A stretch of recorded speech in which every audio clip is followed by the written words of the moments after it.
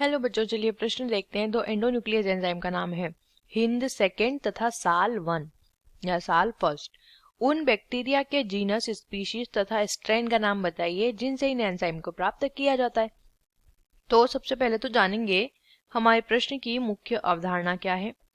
हमारे प्रश्न की मुख्य अवधारणा है, हमें दो एंडोन्यूक्लियस के नाम दिए हैं, लिख लेंगे। दो एंडो न्यूक्लियस एंजाइम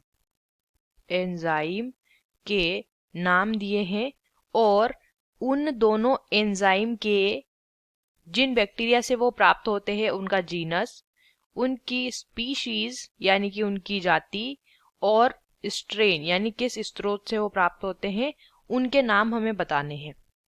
तो पहला जो हमें दिया है एंडोन्यूक्लियस एंजाइम, वो क्या है? वो है हिंद सेकेंड।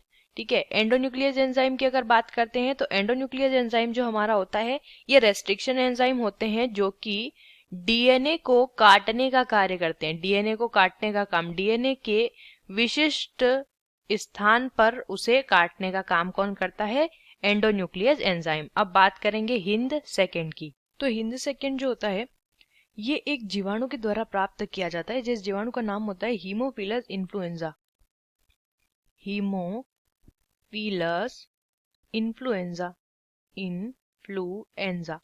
अब इसके अंदर ये जो हीमोफिलस है ये होता है इसका जीनस। जीनस किसे कहते हैं? हम वंश भी कहते हैं जीनस को। और इन्फ्लुएंजा जो है इसकी जाति है। ठीक है, और ये जिस स्ट्रेन यानी कि कौन से स्रोत से प्राप्त किया गया है, तो ये प्राप्त किया जाता है हीमोफिलस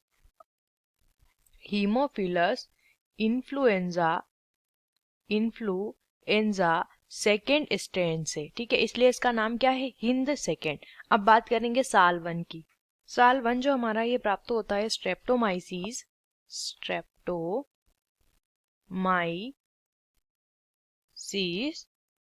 एल्बूस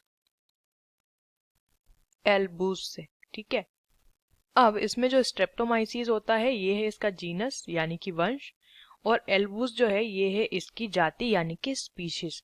और जिस स्ट्रेन से प्राप्त होता है वो स्ट्रेन है स्ट्रेप्टोमाइसीस